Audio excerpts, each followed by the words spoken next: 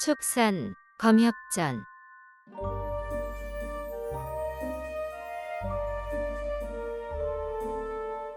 12화 여협 주경운 대낮에 색을 밝히니 모태가 엿들어 싸움이 벌어지고 한밤에 색을 밝히니 여협이 나서서 운적을 혼내주네.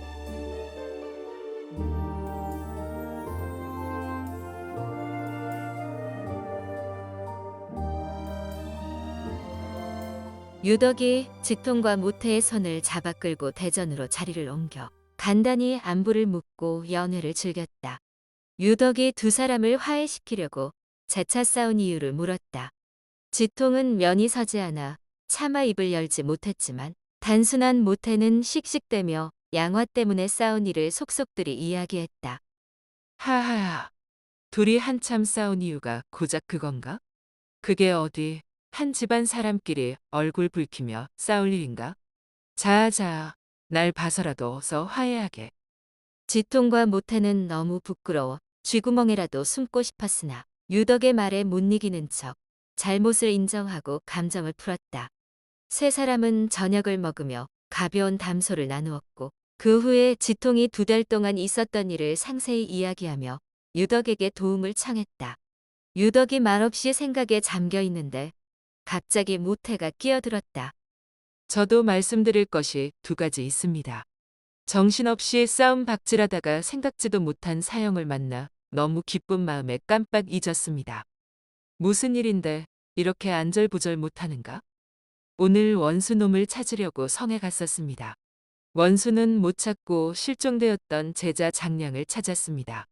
듣자니 두 발이 잘린 채 잡혀서 관부에 끌려갔고 오늘 아침에 처형당했답니다. 이럴 수가. 그렇잖아도 실종된 장량이 독수를 당하지 않았나 걱정스러워 계속 관부에 사람을 보내 알아보고 있었는데 왜 사전에 아무 말도 없었지? 이상하네. 못해. 자네가 잘못 들은 거 아닌가? 잘못 들을 게 뭐 있나? 관부에서 음적을 처형했다는 소식을 듣고 급히 성방 매장지로 가보았네.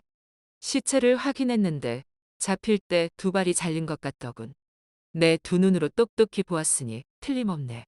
이 원수놈을 어떻게 찾을까 자네와 상의하러 급하게 돌아왔는데 그 계집년 때문에 형제끼리 의가 깨질 뻔했네. 사제, 침착하게. 아무래도 예산일은 아닌 것 같군. 성도의 우리를 곤란에 빠뜨리려는 아미파 일당이 있는 모양인데 복수는 그렇게 함부로 가볍게 움직여서 될 일이 아니야? 충분히 상의하고 방법을 찾아야지. 나머지 하나는 뭔가? 자은사로 돌아오는 길에 붉은 숲에 짙은 안개가 피어오르는 것을 보았습니다. 유시쯤이라 아직 해가 지기 전인데 팔팔 끓는 가마솥에서 하얀 김을 내뿜는 것처럼 앞이 보이지 않을 만큼 짙은 안개였습니다. 그런데 그 옆은 아주 쾌청했죠. 혹시 보물이 나올 자리가 아닐까요? 유덕이 진지하게 듣다가 바로 되물었다. 그래서 그 안으로 들어가 보았는가? 아니요. 가보지는 않았습니다. 서둘러 돌아오는 길이었고 어차피 혼자 보물을 캐기는 힘들 테니 사람을 모아갈 생각이었습니다. 자네, 운이 아주 좋았어. 유덕의 얼굴에 두려움이 살짝 스쳤다. 사형.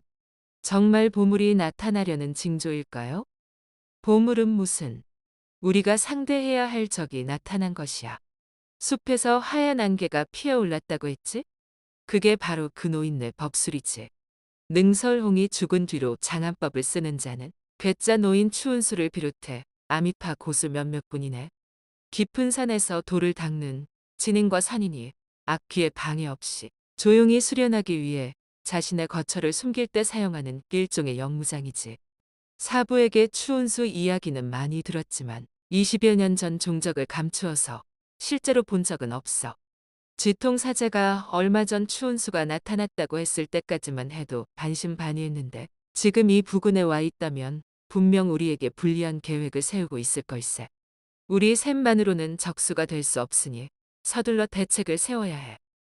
지통도 추운수와 겨룬 적은 없지만 사부에게 익히 들은 데다 유덕까지 이렇게 말하니 더욱 불안했다. 그러나 모태는 저 혼자 도적질이나 일삼다가 추운수가 종적을 감춘 후 뒤늦게 강호에 뛰어든 터라 상황의 심각성을 모르고 길길이 날뛰었다. 사형. 그자가 대체 뭐라고 이리 몸을 사리십니까? 사람은 100살을 넘기기 힘든 법인데 20년이 넘도록 보이지 않았다면 벌써 죽었을지도 모르죠. 지금 나타난 자는 다른 사람일 수도 있습니다. 장안법이니 뭐니 그저 남의 눈을 속이려는 안개일 뿐인데 뭐가 대단하다고 이렇게까지 겁을 내십니까? 유덕이 한심하다는 듯 코웃음을 쳤다. 쯧쯧 자네가 알 리가 없지. 안개 쪽으로 가지 않고 서둘러 돌아왔으니 먼정이지. 안 그랬으면 벌써 독수에 당했을 걸세. 아미파에도 뛰어난 고수가 많지만 그들을 돕는 추운수는 아주 독보적이지. 아니길 바라지만 정말 추운수가 온 거라면 내 사부님이 와도 힘들 것이네. 아미파는 후대가 끊기지 않도록 30년 혹은 50년마다 타고난 자질이 뛰어난 젊은이들을 대대적으로 물색해 문화에 들이고 있어. 사부님 말로는 아미파가 재작년부터 사천, 섬서, 운남, 귀주 일대에서 제자를 찾기 시작했다는데 오대파와 서장파도 인재를 물색하는 해였지. 양쪽이 원하는 바가 같으니 당연히 충돌이 잦았지. 듣자니 황산에 차나가거든 주경훈이라는 여자아이가 제로 3령 주순의 딸이라더군. 어린 나이에 미모도 뛰어나고 입문한 지 몇 년 안 됐는데 벌써 괄목할 만한 실력을 갖추었다지.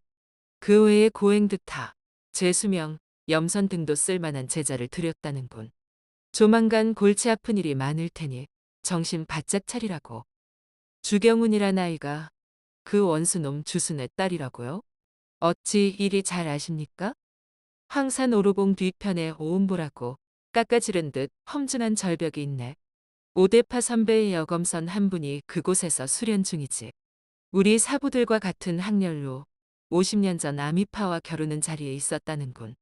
당시 태을운원 조사가 무영검에 당해 판도가 기울자 안 되겠다 싶어 그대로 달아났어.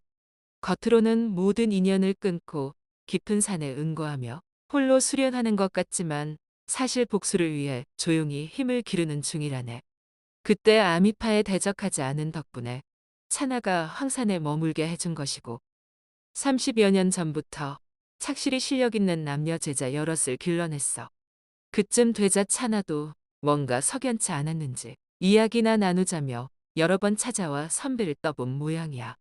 하지만 가장 아끼는 제자에게도 일절 속내를 드러내지 않을 만큼 신중한 분이니 차나도 어쩌지 못했지. 그분 나이가 90이 다 되었는데 천도봉에 자라는 영험한 버섯을 먹고 해추네. 30도 안 돼 보이는 데다 대단한 미인이라네. 우리 사부와 막역한 사이라 2, 3년에 한 번은 꼭 서장에서 만나지. 나도 우연히 뵌 적이 있는데 그때 주경훈 이야기를 들었네.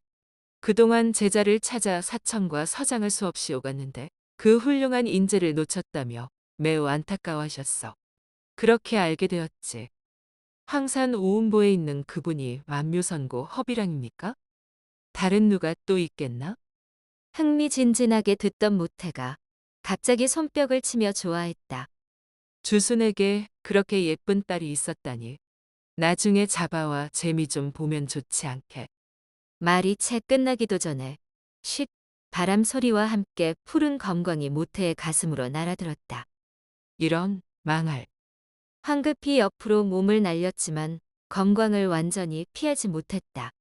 검광이 왼팔을 강타하면서 팔꿈치 아래쪽에 잘려나갔다. 강적을 상대한 경험이 많은 지통이 재빨리 뒤통수를 쳐서 세 가닥 빗줄기를 쏘았다. 유덕의 태을권은 온갖 귀한 보물을 정련해 만든 법보라 준비 속도가 조금 더뎠다. 지통에 이어 태을권을 꺼내든 유덕이 적의 검광을 에워쌌고 다친 모태도 이를 악물고 검을 뽑았다. 하지만 상대는 보통 내기가 아니었다. 유덕이 제대로 법보를 휘두르려는데 적의 검광이 담 밖으로 내빼더니 감쪽같이 사라졌다. 세 사람이 바로 쫓아나갔지만 별이 가득한 밤하늘 아래 나뭇잎만 흔들릴 뿐 인기척이 전혀 없었다. 다들 화를 참지 못하고 길길이 날뛰었다. 유덕이 포기하지 않고 공중으로 날아오른 순간 빠르게 남쪽으로 사라지는 푸른빛을 발견했다. 겁도 없이 설치더니 어딜 도망가느냐. 유덕이 고함을 지르며 날아간 후 지통도 모태의 상처를 싸매주고 급히 뒤따라갔다. 그러나 숲 앞에서 푸른 빛이 사라졌다.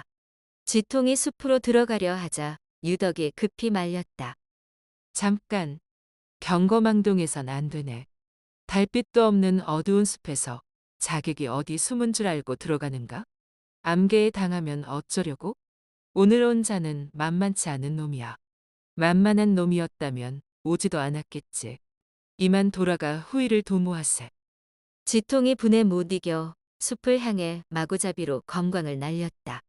잠시 후 검광을 거둔 후 확인했으나 피 냄새는 없었다. 결국 자객의 털끝 하나 건드리지 못한 채 유덕의 뜻에 따라 아쉬운 발길을 돌렸다.